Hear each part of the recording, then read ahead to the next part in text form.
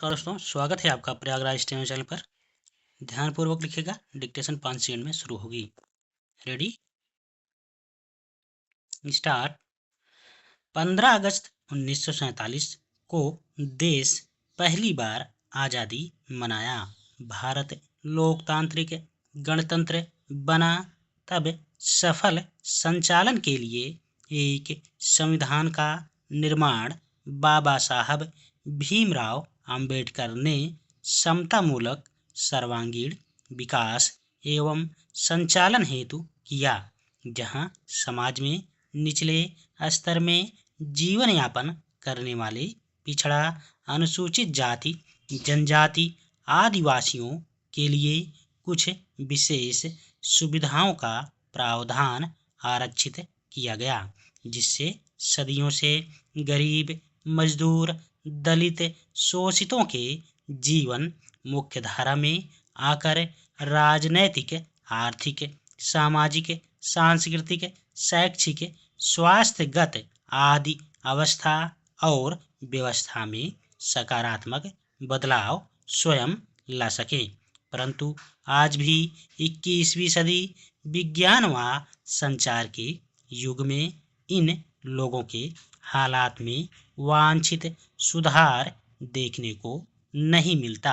इसके लिए कई तत्व जिम्मेदार हैं, जिसे समय के साथ दूर करना अनिवार्य है, जिससे देश में इन जरूरतमंद आरक्षित समाज के दशा व दिशा में सार्थक बदलाव के साथ साथ विकास हो सके। वास्तव में आरक्षण का ठीक क्रियान्वयन आज तक नहीं होने के कारण देश में शिक्षा, स्वास्थ्य, शील के अभाव तथा इनके प्रति अत्याचार, आर्थिक उदारीकरण के कारण समाज शोषक शोषित वर्ग में बंटता हुआ पूंजीवादी व्यवस्था हावी होता जा रहा है। कथित उच्च जातियां आज भी पूर्वग्रह से ग्रसित हैं, तो कुछ उच्च विकसित दलित शोषित समाज आरक्षण के खिलाफत करने लगे हैं, जिससे लोकतांत्रिक मूल्यों में खतरा मंडराने लगा है। आरक्षण कोई दान, उपहार या अनुकंपा नहीं, वरन यह एक मौलिक संविधान प्रावधानित अधिकार होकर समाज में उन लोगों को मिलना ही चाहिए जो जाति, वर्ग, संप्रदाय, धर्म, शहर तथा सुदूर ग्रामीण अंचल में रहकर ये आरक्षित वर्ग विकास के मुख्य धारा से आज भी कटे हुए हैं। हमारे देश की 16% से ज़्यादा आबादी अनुसूचित जातियों के लोगों की है। एक लंबे समय तक सामाजिक बहिष्कार होने के कारण समाज का एक वर्ग व्यक्तिगत वृद्धि एवं विकास के लिए आवश्यक अवसरों से वंचित रहा है।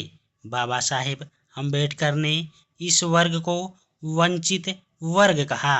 इसी पृष्ठभूमि से आने वाले बाबा साहेब इस वर्ग की जरूरतों और चुनौतियों से परिचित थे। अपने सार्वजनिक जीवन में बाबा साहेब ने कई उपलब्धियों की ऊंचाइयों को छुआ।